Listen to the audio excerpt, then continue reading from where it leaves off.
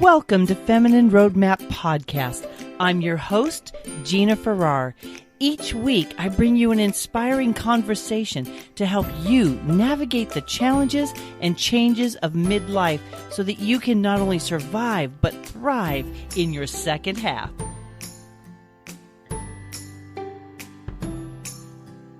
Hello, Feminine Roadmappers. It is Gina here, and today I have a special treat for you.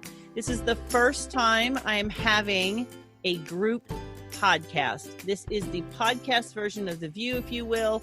I have gathered some amazing women, a diverse group of women, for a virtual roundtable to talk about what each of us has learned during the COVID quarantine and what we can do to take the best of what we've learned and how to plan to take that forward into our post-quarantine lives. So I'm going to introduce you to each one of my guests.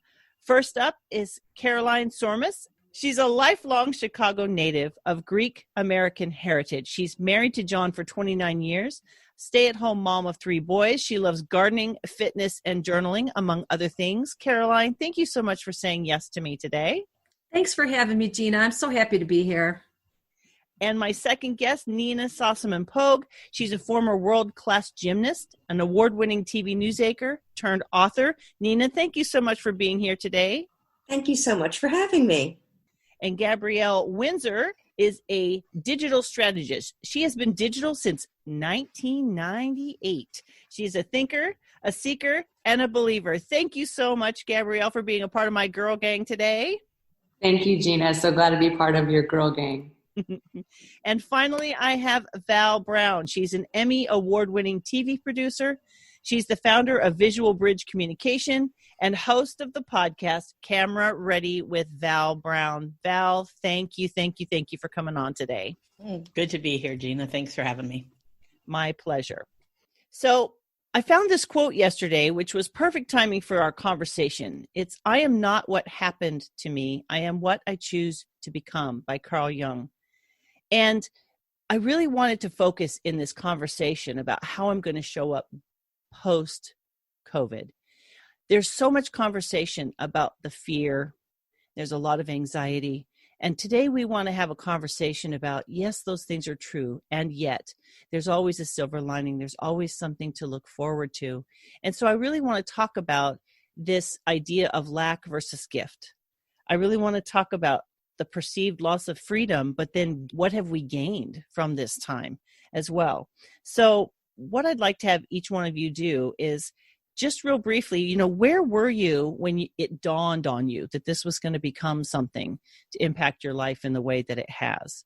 So why don't I go ahead and start with Caroline? Where were you when this happened? And so we kind of get an idea of where we were in the timeline of COVID.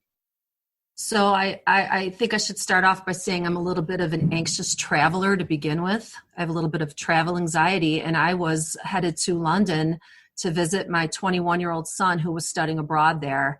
And I had heard about the virus, and I kind of stored it in the back of my brain and chose not to think about it because I couldn't control it. And I knew that I had to deal with it because I was traveling internationally.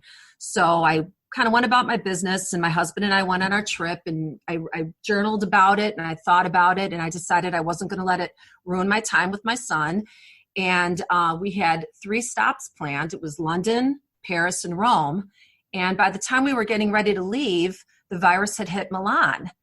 And I made the decision to cancel the Rome leg of the trip before I left, which was February 24th.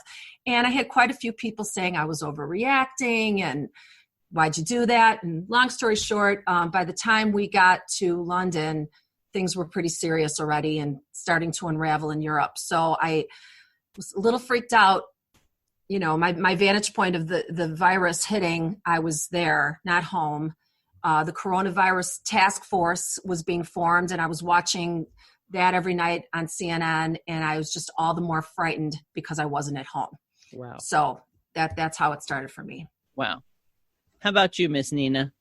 I was actually prepping with a group that I was helping. So I'm a keynote speaker, but I was helping my former company with this big conference they were putting on. And I'd set aside 4 days to work with the executive team on their presentations. So we had a lot of stage time set up, and they were putting the scaffolding up and doing this huge conference that they had for all their customer base. And so I was in working with that. And then it became very real that maybe we shouldn't have this conference. Maybe we shouldn't put people on planes to come here, because this was on March the 10th. So it was March the 10th, and they're making the call, do we do this conference or don't we? And the executive team's having that discussion. At the same time, they're pulling up scaffolding and trying to figure out the last minute stuff with catering for a big conference with hundreds of people on airplanes.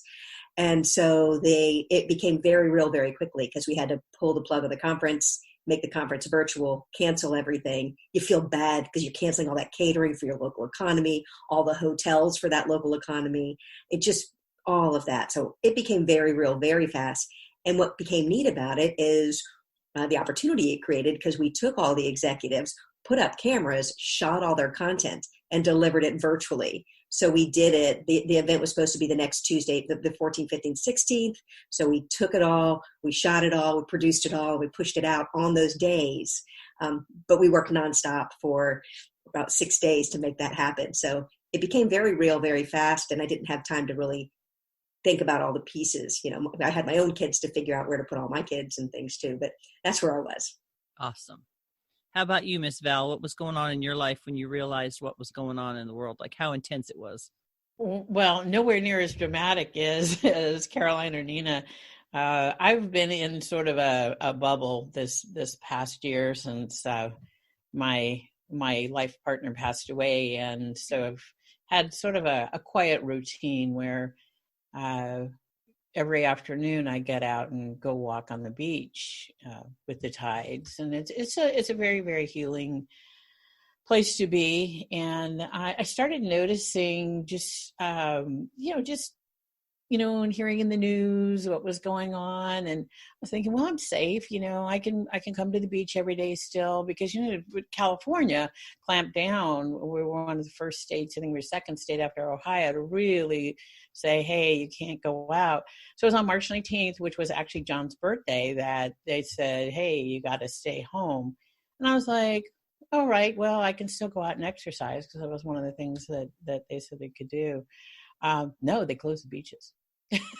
So it kind of put me in a place where, I do work. I work, from home and I work indoors, but that was sort of my everyday look forward to get out. So that was the big adjustment for me. Like I say, nowhere near as dramatic as what you two went through, but a real big lifestyle change. Yeah. Yeah. All right, Miss Gabrielle, where were you when you realized the intensity of COVID?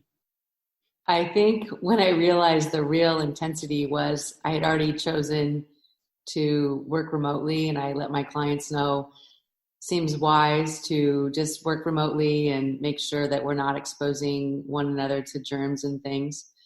But it really started, I feel as if I'm 3 days behind schedule with the rest of California. I went to Mammoth. I think it was the 13th. Friday the 13th, I was up in Mammoth, and I got to ski all day. A bit of weather challenges. Half the mountain was closed, which was disappointing. Then the next day, Saturday at Mammoth, they didn't open the lifts because of weather and wind, and we all got to ski for an hour and a half, and then they closed the mountain. And then, dun, dun, dun, they closed the mountain, not just because of weather, but because of COVID-19. At that time was coronavirus, right? The lingo that was being used. So that long weekend of kind of fun and exercise just had to take a pivot. But I really didn't realize until that next week, when I had chosen to work remotely, the government, a week later said, okay, this is official shelter at home state. Yeah. I didn't realize the gravity until the layers of restrictions kept piling on one another, at least in this part of the country. It was very confusing the first week or so for me. Now, I was sharing before we hit record that I was at Sam's Club.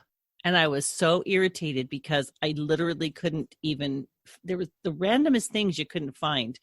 I just like no toilet paper, no canned chicken. And I was like, what the heck is going on? Like I knew COVID was there, but I didn't realize that people were freaking out.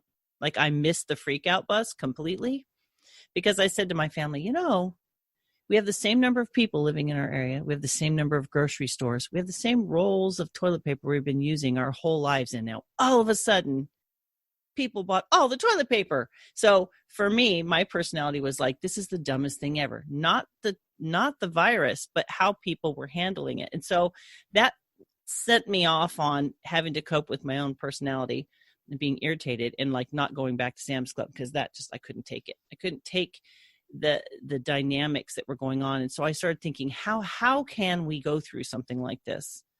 We've never done this before. We're in a global experience where the whole world is on one side and we have this virus on the other.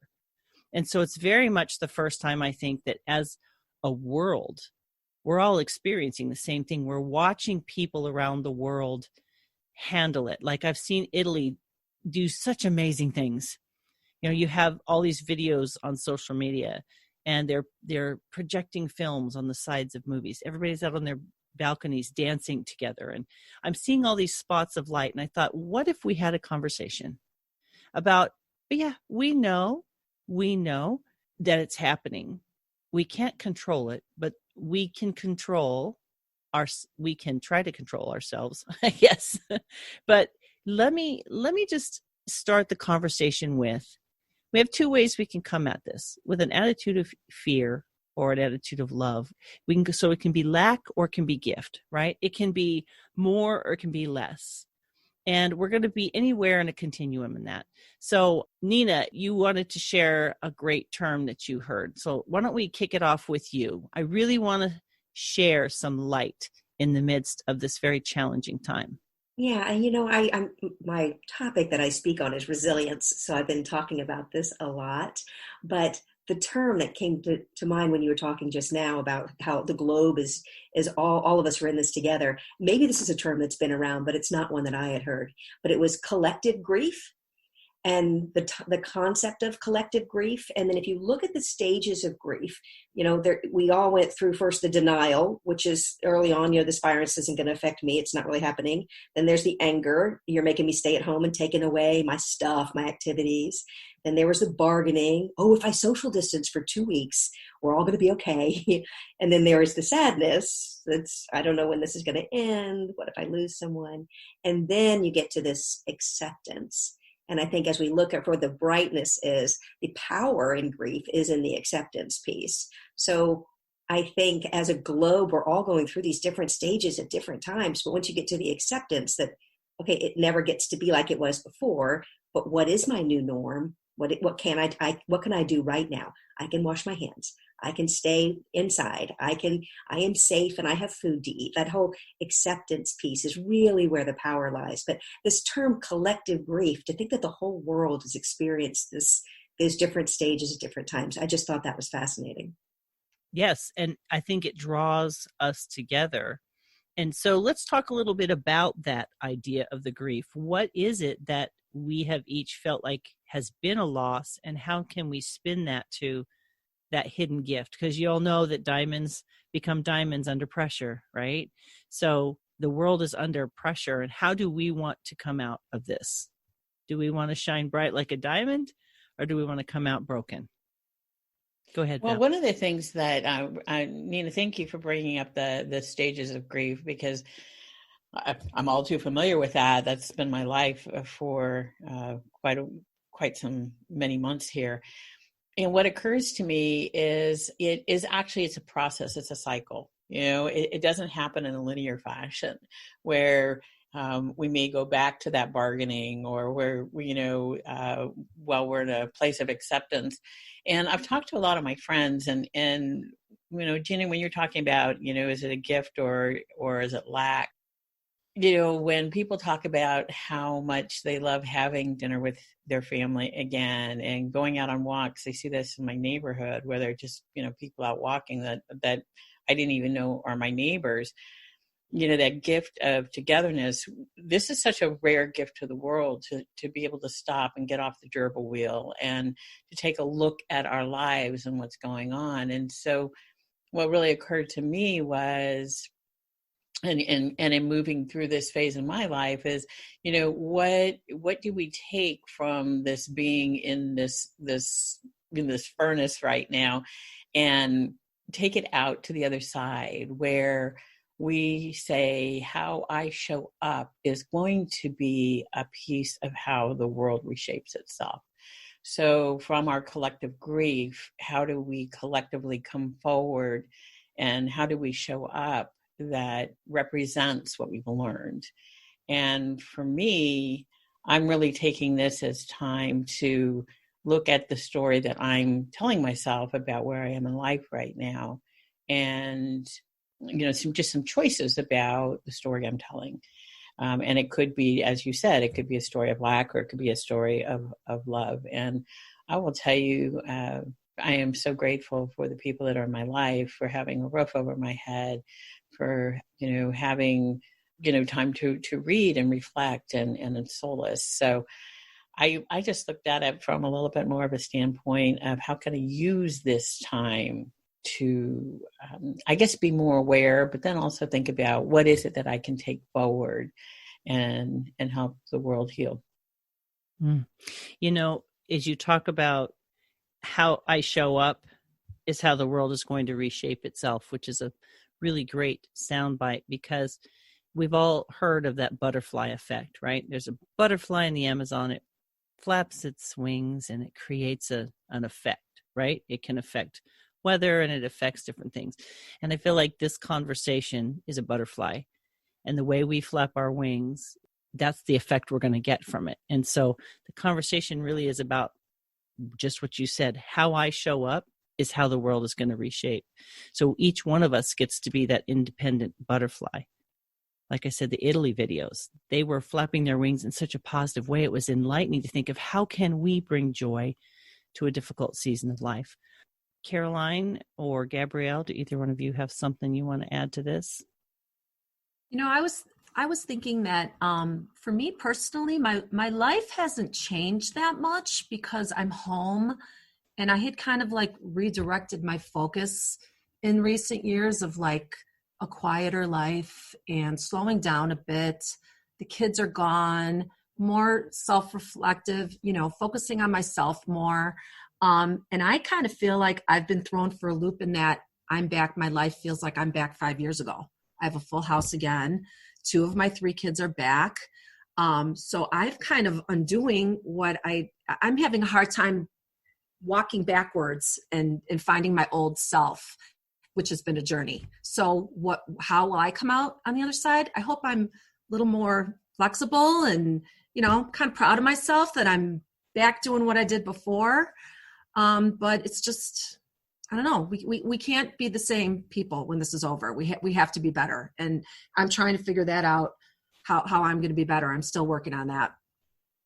And I think that's something that somebody used the word process, right? Right. It is a process. We don't get there. We are on our way there.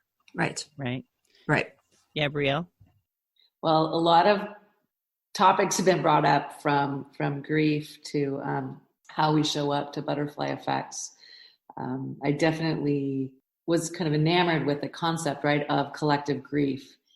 And we have so much more in common with one another as humans than what's different, right? And so this is a really special moment in time because the world is experiencing grief simultaneously.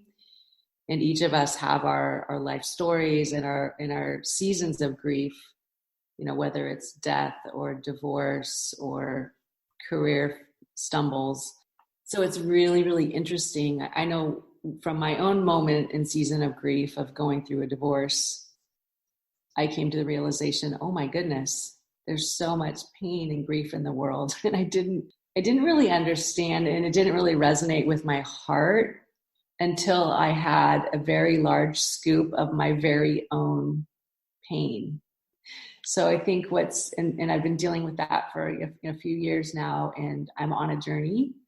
and really getting to know myself and understand myself. And it's really developed compassion for others. And so what's really intriguing is this collective grief and the compassion for one another. And I think I'm seeing pockets and patterns of compassion and kindness and friendliness in other humans.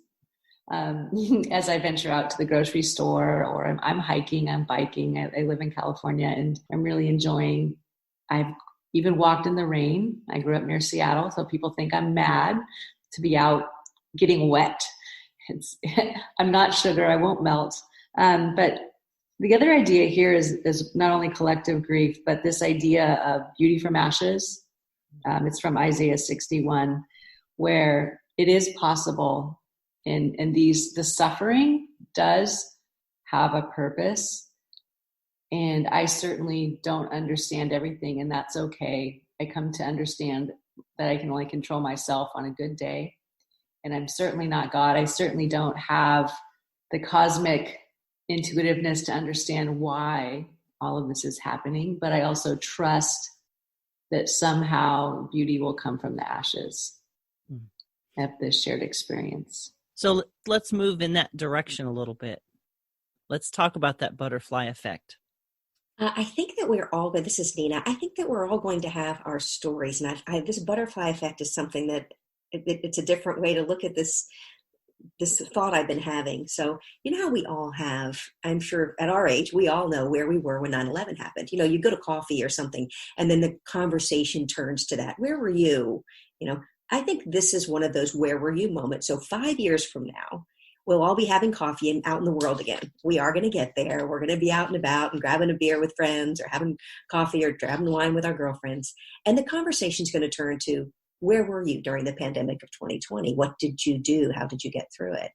And so as we all write our own stories right now, we're all having choices. Are we calling it scary? Are we saying we are trapped? Are we, like, the words that we're using to tell our own story in our head become the words that come out of our mouth, become part of our story. So as we look at the stories of our own lives, we're writing those now, and we have this choice. I said to someone the other day, I said, okay, you're upset, but how many mornings would you get up and go, oh my gosh, I don't want to go to work today? You're being told not to go to work today. Now just enjoy it. And your kids, like, I don't want to go to class. Okay, you don't have to go to class today. Like, there are so many things. And so we've been trying in our family to practice gratitude and look at the little things. And, you know, my son's not going to have a college graduation. And so that's a big thing. And we've talked about that. And my daughter was upset that spring formal, she finally had a date in the dress that she wanted. She's in college for her big sorority formal. So those things are just things that 20 years down the road, you're going to look at and go, it was not a big deal. Even the college graduation. I mean, he still gets the piece of paper. He still gets to go on with that knowledge. But as we look at the things that we are getting, I'm getting to spend a lot more time with my son right now. And he's about to adult, and I won't get him back. So that's kind of neat. And my favorite thing through this, I'm kind of digressing here and all over, but my favorite thing that I have done through this is I've started really appreciating the imperfect action that people are taking. Like even this podcast, we're not going to wait forever to figure out all the details. Let's just do it. Let's just put it out in the world, see what we can do. And the same thing with all of the charities that are popping up, and people are just helping like this. It's okay to be imperfect. And all these stars and celebrities with their kids crawling all over them and their Botox has run out. I mean, like, we're getting to see a whole other side. And I hope we keep some of that on the other side of it.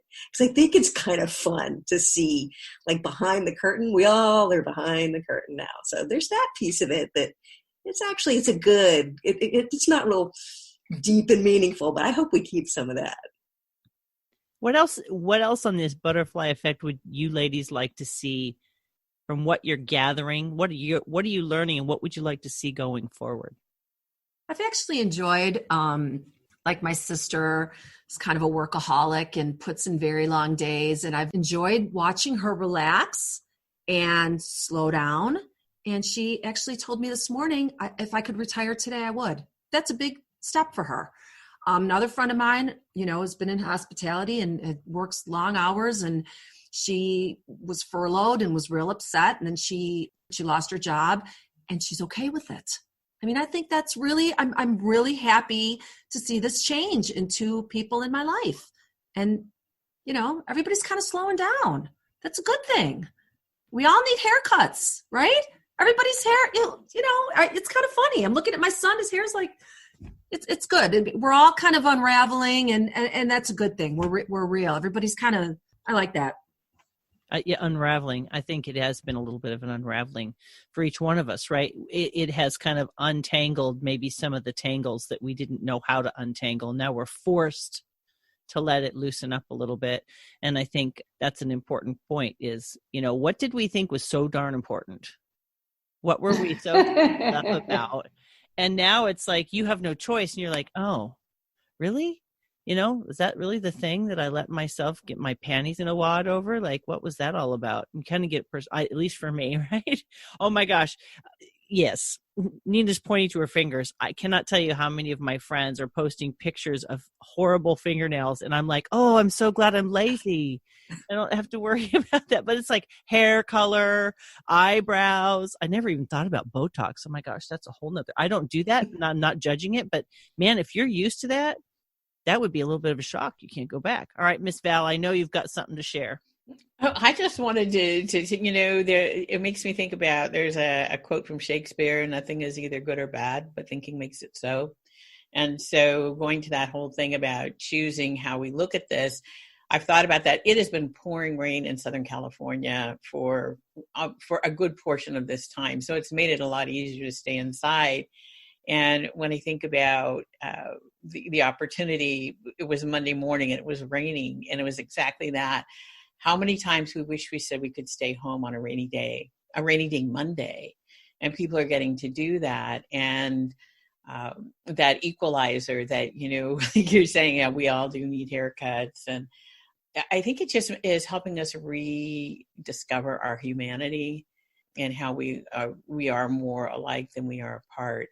And so how do we take that forward with us on the other side? And I think a lot of it is just the actions, not only the actions today. I can only imagine, Caroline, what it must feel like, having a lot of people in your space that, you're used to having your space, and how you show up and how you treat that moment, because that is the story that you're writing on the other side. Am I proud of the way I wrote this chapter? And right. Did I use my time well? Did I read those books and write those things and handle those projects that this time is affording us?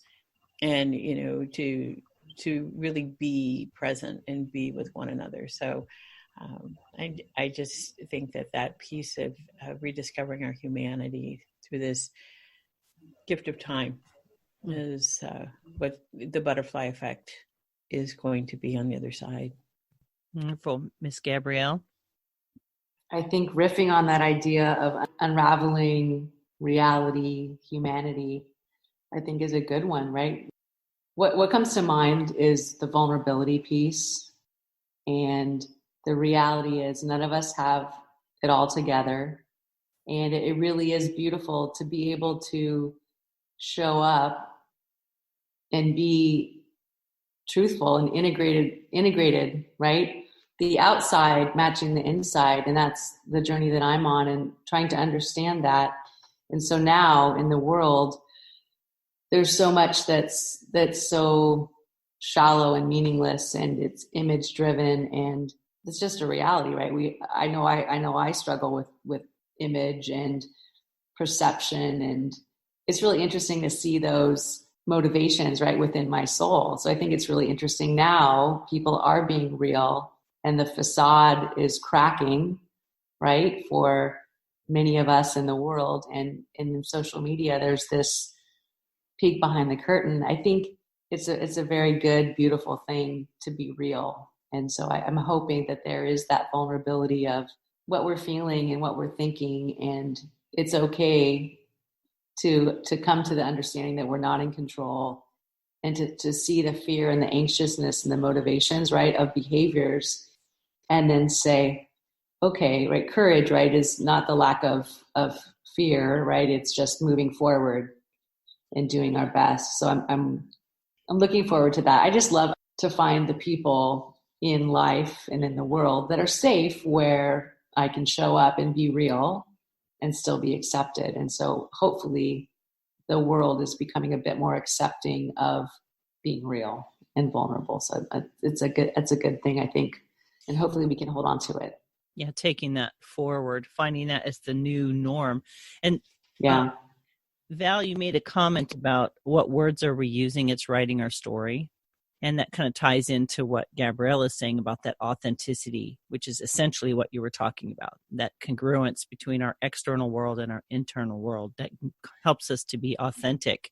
And it is so important that each one of us understands where our tipping point is. So what is too much information? What is enough information? And what am I going to do with that information? So for me, the tipping point was, I'm just going to turn it all off. I'm not going to do much on social media, if anything at all, because the panic at the beginning was suffocating for me. I didn't find it useful. And I was avoiding all COVID conversations on podcasts. I've been pitched over 100, right? And I've said no to every single one of them.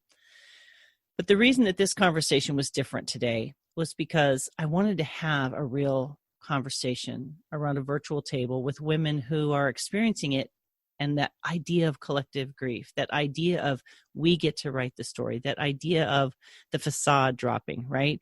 All of these little pieces coming together and having a group of women say, hey, yeah, it might suck on some level. It might be difficult on some level, yet there's something greater that we can gain from this. There's something beautiful, There's that idea of that Japanese craft where they take a broken vase and they take every crack and they fill it with gold, right?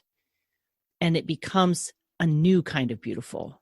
It's like a broken beautiful. And I feel like the quarantine is our opportunity to do that, to fill the cracks with gold and take what feels like brokenness, what feels like lack, what feels like a loss, and put a spin on it and say, yes, but, or, and yet, there's this beauty that if we look for it, it has this ability to infuse our life in such a different way.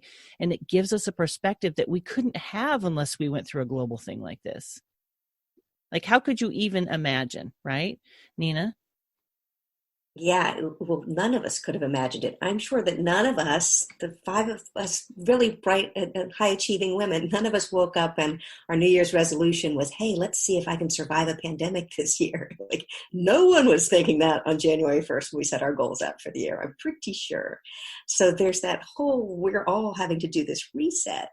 And I want to tap into the anxiety piece in a minute, but on your question here, I think it's really fascinating that we're all having this reset. And I go back to this word resilience. I think the people that I know who are struggling with this, and if you're listeners or women who are powerful, powering forward, get things done, and still searching like the rest of us, but the people who are the grit and the persistence folks, like those guys, I think they're having the hardest time right now, because grit and persistence is not, you can't just keep doing what you're doing, but go harder and try harder and power forward. We all have to do things differently. We have to change. It's just not an option to do what we were doing before. So that's why the word resilience is so key, because the definition of resilience is to adapt and grow stronger. So you can picture like a big tree in a field. If that field was once full of a whole bunch of seeds, and that one tree adapted and grew stronger and reached for the sun and got into the soil. Like this whole adaptation piece that we're all adapting to survive right now, just like a tree would and become the dominant tree in a field. We're all in this adaptation piece and figuring out like where we're going to go with this and what is our new norm and what do we need to reach for in this moment to make sure we survive. So this, not just, I think the people who are the power forward just keep going hard. I think they're probably, if you know some of those folks, they're probably really struggling because they haven't realized that you have to adapt and change. You just can't power forward. And outside of that thought, I wanted to ask Val something. And I think she's probably the best to speak at this. I did news for a lot of those years, and I know she is, seasoned with it as well. the news cycle is always going to find scary stuff to show us. If you tap into that all day long, folks, your anxiety level is going to be high. If you talk to folks who've been in news or your frontline people, you got to step away. And Val, I just wanted you to talk about that a little bit, how important it is to step away from the scary. And they're going to keep finding scary things to tell you. Absolutely. I'm glad you brought that up. If it bleeds, it leads, right? And I definitely have noticed that there's just, I actually at first, because I had turned off the television for, the better part of a year. And when this started to happen, I was like, oh, okay, I need to tune in. And I started feeling anxious. I was like, why am I feeling so anxious? And you cannot, it's just like if you put bad food in your body, you're not going to feel good. When you bring in that energy into your body, you are not going to feel good. And this is about choices. Where do we choose to put our focus?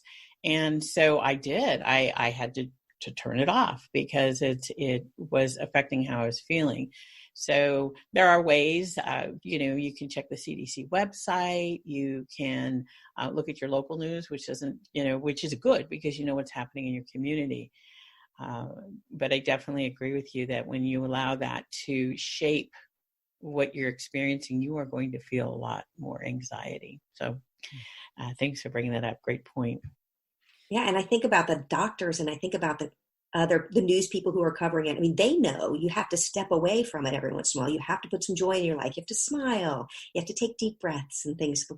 If you've been in that business long enough, you know that you constantly can find bad things.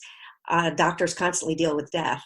Police officers constantly deal with trauma. Those people know probably better how to handle this right now because they know to step away, laugh with your family, hug your loved ones, find something joyful in your life, practice gratitude. But for those folks who this is new and they're just glued into that TV every day, Val, that it's very difficult for them. So, you definitely need to find things that can bring joy. And, while still being empathetic to there's a lot of tragedy out there indeed. So it's finding a balance. That's exactly what I was thinking. Gabrielle? So along that idea of joy, right? I think when what you're putting into your mind and your body, right, is really important. But finding joy, I think one of the joys that I've been adventuring through is the joy of cooking and getting into the kitchen. And I think I'm basically eating everything from scratch. I've gone off the deep end. I made sourdough starter, which I had to baby, nurture, and feed for a week. Once a day, you feed your starter. And I gifted some of that to a friend recently, which was fantastic. I've begun sous vide adventures, making all kinds of, 24-hour ribs and cider and homemade pickles. I'm going off the deep end and I'm loving it. So that expression, of my creativity, not just in my spiritual life and my writing and my poetry and things like that, but in the kitchen. And for me, food is an expression of love. And so, and creativity. So I'm just having a blast with that. And so I'm seeing, other people, through social media, right? Other people really enjoying those things that give them joy, and they're having time to do that. So whether it's, art or food or music, I'm seeing some wonderful, music videos that friends are making in their garage studio and things. So it's just been really, to me, it's been really joyful and wonderful to see the creativity, let alone the humor and the comedy that's coming out of people's, brains. It's just been really fun. So I really do try to focus on the bright side of things. And that joy piece is definitely that side that maybe we didn't think about, because to Nina and Val's point, the news is a business, right? There's something to that negative news. Like John Krasinski right now is doing some good news. SGN, he's doing it on YouTube. And it's so great how there are people who are looking for that ray of light. And that's what we're looking for today, is just really realizing there is joy in this journey if we're willing to allow it, right? And so we are finding collectively what it looks like to not be so doggone American in our pace, right? Just like hamster wheel in right. it. Lord have mercy. And so it's really nice to have that slowing down. Now I know for you, Caroline, you actually went the opposite direction.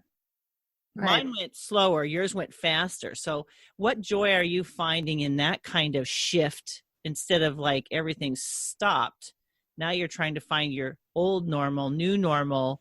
How's that impacting you?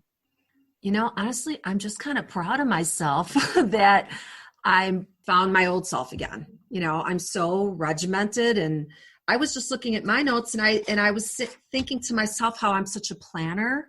My life is so planned. Everything's so planned. I know what I'm doing in April, May, and June and everything. I've let that go. That's been really fun. I don't know when I'm going. I don't really have any commitments. I don't know if that's going to happen in May. I think that's been fun to just let that all go. Let the planning go. But the cooking, I've never washed so many pots and pans in my entire life. I feel, the groceries. I mean, we have to laugh. I'm with you on that one. Right? I'm with you on that one with my kids home too. Yes. It's like $400 a pop every time we go to the grocery store. And I keep saying to my husband, we're good for 2 weeks. We need groceries again a week later. So it's been fun. That part has been fun. The full house has been fun. The big dinners have been fun. I'll occasionally turn the news on. There's a part of me, I was going to ask you guys if you felt this way. Do you feel a little guilty sometimes for not watching the news or not really keeping up with, I'm trying, I feel like a little guilty about that. Like I should be more informed and I should keep a better pulse on it. But for my own sake, I haven't been either because it brings me down. So should, there's a right. word. Quit shoulding all over ourselves and let's should less. Right. Yes. My daughter called and worried about that same thing. She's like, I feel like I should be serious all the time, Mom, because it's so serious and sad. There's so many things going on. I should be thinking about the doctors and nurses. I should be watching those news pieces because but you can't. And right. That's what I told her. I said, that's not healthy for you. And your job right now is to take care of you and right. your people. And part of your job is to step away and smile and giggle and play a board game. And I did come up with a great business idea on the other side of this. If someone can just have post-pandemic new business and get Alcoholics Anonymous and Weight Watchers together for like a 10-day crash course post-pandemic, like we're going to help you get your crap back together. Yes. Absolutely. I actually have a podcast on sugar addiction and how it relates to actual alcohol and drug addiction. So that's a little plug there. So let's think about if there was one thing that you ladies would love to see the future of your world, your community, however you want to frame it, what one thing from this pandemic experience would you love to pull forward? Would you love to see change? I think for me, I tell you, it's so interesting. People are so afraid to be near you that they're actually kind of being counterintuitively polite in the grocery store, like letting you pass because they don't want to get close to you, which I don't mean to, I know that sounds negative, but it's like people are being more aware of people where it's like a less mindless. The negative kind of fear is actually kind of creating almost like a mindfulness to some degree. People are giving people space. People are saying, oh, excuse me. And I'm like, oh, I like this. I like this a lot. Gabrielle? Well, riffing on that idea, I think it's this idea of gratitude, right? And being grateful and being polite and that kindness. I'm hoping, being a career woman, I'm hoping that some of this flexibility to work remote continues. I really hope, the very first thing that comes to mind, I hate to admit it, but it's regarding sick time and this American vibe that you talked about, right? This work ethic, and we just bust our butt and we work more hours and we go harder. Wow, can we just let some of that crap go? And if someone doesn't feel well, can it be okay culturally for that person to stay home? And can we treat people like professionals And if they're so sick they can't work, then they're taking a sick day. And if they're not feeling well and they're a bit sick, but they're able to work, can we not let people work remotely and not get vibed about not coming into the office? And FaceTime, it's not about quantity, it's about quality, and it's about value creation. And I understand there's different types of work, but what I'm finding is it is possible to continue and really focus and collaborate. And all the video conferencing is fabulous. It's intriguing. It's interesting. It is possible. Life balance, almost like the conversation around what does work actually look like, and can I actually do work in a different way? Yeah. So I'm hoping that there's not that shaming of being sick, and feeling like you have to show up at the office even if you don't feel well. I hope that changes, because what's interesting is, wow, how much we're affecting one another just on the spectrum of germs, which I think is just really intriguing. I imagine that we're all going to really take this washing our hands with soap and water, much more seriously. It's such a basic thing, but it really is good old fashioned Nona advice, right? It's true. That's what grandma would say. Yeah. Yes, wash your hands, please. Val?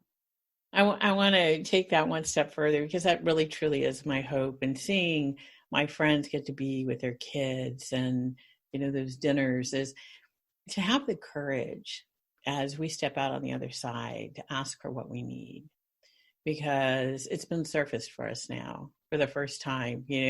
How many, I called it the gerbilization of America. We're on this wheel and we're going so fast that we can't get off. Well, we've had the opportunity to collectively get off. And how do we take the best of what this opportunity, it's a tragic opportunity. I mean, so many people have lost their lives, but the opportunity to slow down, how do we take that back into our work lives and back out into the world and make it last and make it part of the fabric of our collective as we move forward? And there's going to be some courage involved to stand up and say, hey, we've shown that we can do work well and not be in the same room. How do we ask for what we need, and how do we help shape that change? Yes, I agree wholeheartedly. Nina? Well, I agree with the work from home piece. I think your micromanagers are probably really showing their colors right now. And I hope that those folks are starting to figure out that that's not the best way to be a manager. I have two real quick ones. I think appreciation for teachers. While none of us are at home having to homeschool because we're older, I do think that there's going to be a new appreciation for teachers, and I hope that lasts and affects their pay and affects the respect and the education, that, all of that. I think that's great. And then the one fun thing that I hope lasts, because we've only done a couple of them with my crowd and my group of friends, are these new virtual happy hours. So like my college girlfriends are all over the country, but we have been tuning in and pouring a glass of wine and catching up, which we have never done before. And now it just is something I hope we keep that connection to people in our past in a new way. Not just on Facebook and Instagram where everything looks perfect and wonderful, but to have a connection where we can talk about all the really crappy stuff going on in our lives and who's driving us crazy and the real things you talk about with your girlfriends. So I hope that lasts.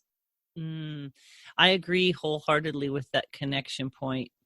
I think it's been, for us in our house, we've done like game nights. We've played so many games. And so to sit down together at dinner, eat dinner, have a conversation, play a game, it's where are you going to go? And so how do we pull away the pieces that we're realizing weren't serving us anymore? I think that's what I want to see going forward, is the removal of those things and setting boundaries. Because when Val was talking about, she was talking about being aware of what we're allowing in, and just really going forward. So I saw it as a boundary setting experience. Like, okay, if I'm going to ask for what I want, that's a boundary. That's the courage to say, you know what? I know we can do it this way because we were forced to. And how can we take that template into the future and do it better than we've been doing it? And one thing about that too is it's our opportunity to help shape the future for the people that are going to come behind us. That we can actually create a seismic shift in the way things are done with this opportunity. So it's really humbling to think about the inherent power that there is in this moment, where we can help shape what's going to happen after this. And what's important? Like, what did we think was so darn important that we haven't had, and we've been just fine without it, right? I think all of us have those things that we have learned aren't as important as we thought they were. Maybe a restructuring of priorities. Maybe it still has to be there, but maybe it moves from the top 3 to the bottom 3 and only bubbles up when it absolutely has to, Yeah, Gabrielle? Along that line, I think it's the importance of connection and relationship and loving and accepting one another as we are, not as we should be. Stop shoulding on each other and ourselves. So it's in the inherent power. That's a powerful term, Val. That just grabbed me, got my attention. Mm-hmm. We are on the threshold of new things, and I think good things. And how do we let go? The yoga saying, letting go of what no longer serves us, right? So letting go of the concept of control and power and so many of the unimportant things that have become apparent as we are forced to sit still and feel our feelings, look inside, navigate the uncomfortable. I'm enjoying that. And it also scares me, right, when I have those moments of coming out of my skin. But it's interesting, just hold on and feel it and ride it and wait it out and then look for the silver lining in all these things. So I do think there's a lot of love and potential for change if we basically raise our hands and stand up and start participating. Yeah. And putting ourselves out there. I think there's really, really good things ahead and lots of upside to all this yuckiness that we're navigating through. So absolutely. Thank you. Miss Caroline? I was just curious what you have all done when you're feeling a little cuckoo. What has been everybody's strategy for? Mine has been a walk by myself every morning for an hour. And then I come home and I do yoga for 30 minutes. And I've done it every day. I walked this morning in a snowstorm, but I have really enjoyed, and the birds seem so loud. I don't know if it's just me, but the birds, and when I get home, even though it's still cold here in Chicago, I open the window and I listen to the birds while I'm doing yoga, and I try to really start my day peaceful. And it has brought me so much joy. So I'm curious what has everybody else done when they feel they need, what has everybody done? Gabrielle? I think Nina mentioned the video happy hours. So I have hosted, I'm here by myself. I don't have a roommate or anything. So I've hosted, when I start to feel nutty, there's a group text of, a dozen of my local friends, but then we're hosting the happy hours. So one of the first one was wine, and wigs. So get yourself some wine, get ready to maybe whine a little bit, and then show up with a wig. So that's been fun. Just the silliness.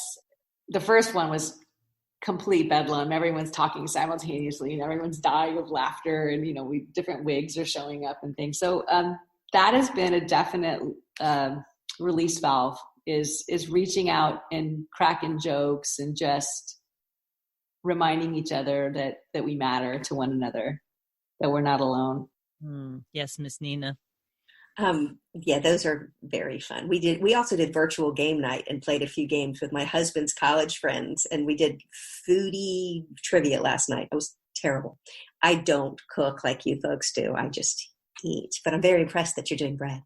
I think I am very fortunate because I'm in Charleston, South Carolina. And so for me, something that I've lived in this house for years, but I haven't really taken advantage of as much as I could have or should have. Now that I can't drive off somewhere, I'm on a creek. So I get up and grab my coffee and I put my kayak in the creek and paddle in the mornings. And I feel like I'm a million miles away from everything. It's just so, it like resets my soul. And so to do that morning paddle, I'm still walking and doing other things as well. But I think my appreciation, and the birds are loud. Like the birds are crazy loud right now. We had dolphins come up the other day. I haven't seen dolphins in our creek in years. The dolphins came up the creek. It was magical. I thought, okay, now this is really a magical time. So I think stopping to appreciate those things and taking advantage of the things that are already right here. I don't need to go somewhere. I can just take advantage of the things that are in my home, enjoy the people that are in my home. And when they do drive me crazy, as Caroline and I both are, like we are with humans, so we step away from those humans and take walks. But yeah, I think I was really fascinated with how much I've enjoyed just going for a quick paddle, which I've always had the opportunity to do that, but I haven't taken advantage of that nearly as much as I would have during this time. I feel very spoiled. Yeah. I'm a little jealous, but we won't go there.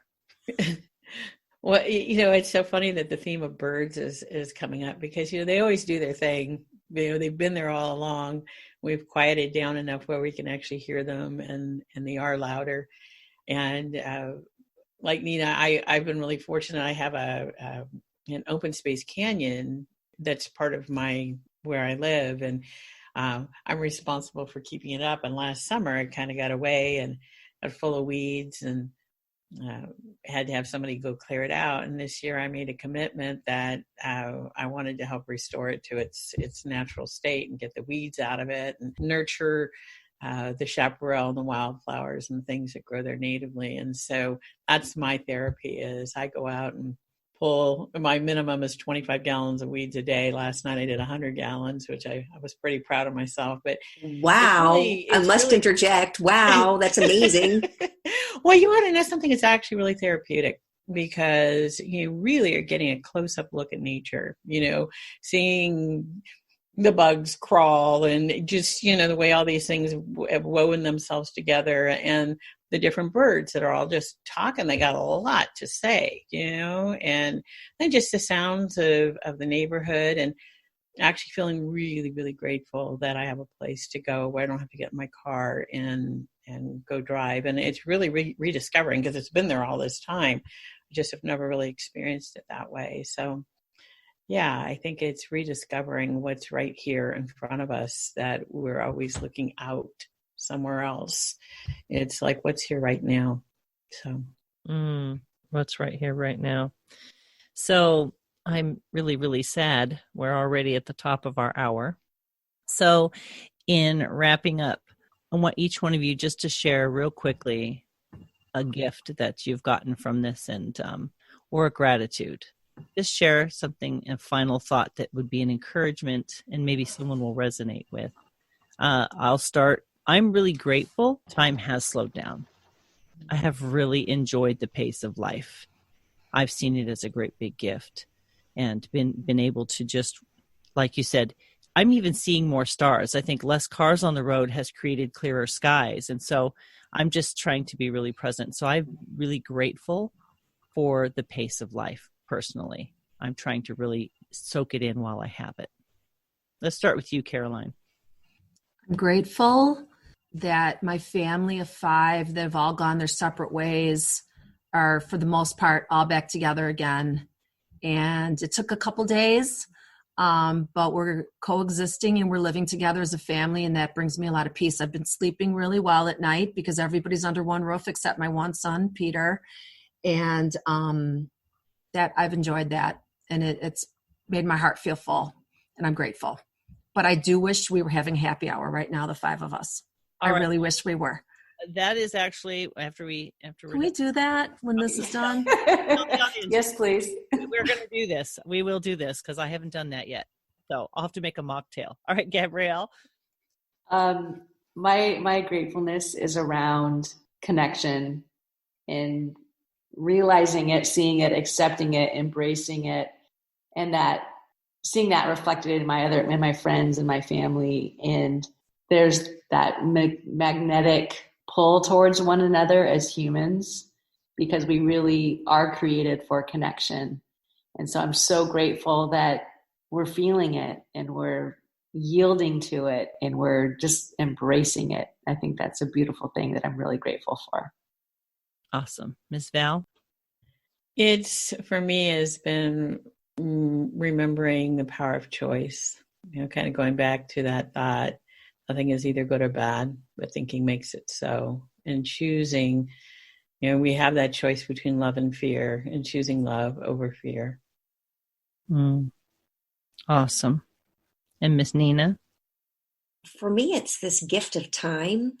I had just started this new full-time speaking career, and I had a full calendar, and I was going to be on airplanes and on stages. And I think that I needed this time to sit and listen and learn a little bit more, because I think the message that I need to be saying out there is a little different. And so I'm very appreciative of the time that I have been given to make sure that when I do get back out there, I'm really giving all I can and helping people in a real meaningful way. And I think that this has been a gift for me to really get it right, or righter. Do we ever get it right? But I feel like it's been a gift of time to figure out some stuff that I hadn't figured out before. That's amazing. And you know what? We are absolutely so blessed to be healthy, to have a roof over our head, to have what we need, even with the loss that we've all experienced on some level, whether it's income, whether it's freedom, whether it's, not having toilet paper, I don't know, whatever it has been. I hope that we've taken from this time of quarantine, don't miss the moment. I think that's my biggest message. Don't miss the moment that's been given to you, because hopefully we will never do this again. What have we learned? What have we been gifted? I want to thank each one of you for sharing your unique perspective, because each one of you come from a different place, yet we find that I can take 4 people that I know from different places. I can bring you in one place, and what do we find? We find that connection. We find that symbiosis. We find that way of really understanding that we're so different and so alike. And as a global community, I feel like the coronavirus has kind of shrunk the world a little bit and made us realize that we're all in this thing together. And I hope that the butterfly effect is that we have that greater sense of compassion and connection, and recognizing that we're not that much different. We might be different socio and not economically. We might be different in what we choose to do with our lives, but in the core of who we are as human and our basic needs, right? Maslow's hierarchy of needs, we're all the same. And I hope that the butterfly effect is that there's a greater compassion and connection and understanding going forward, and really giving people space to process things the way they need to process things. And we'll quit shooting all over ourselves and everyone around us. So, ladies, thank you so very much for being a part of this today. We'll do the hand clap for those who are deaf. We're shaking your hands and saying it has been such a joy. And for each one of you, the gift of your life to me, thank you for being willing to say yes and partner with me in one of my little dreams and my vision. It's really such a wonderful gift.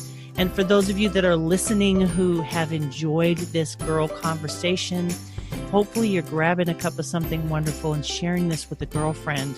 If you head on over to www.feminineroadmap.com/episode 153, you will be able to re-listen to this, share this with your friends, consider it a journaling activity. Hey, I'll have links to the ladies that are here if they have anything that they want to share. Otherwise, just take this and share it with a girlfriend.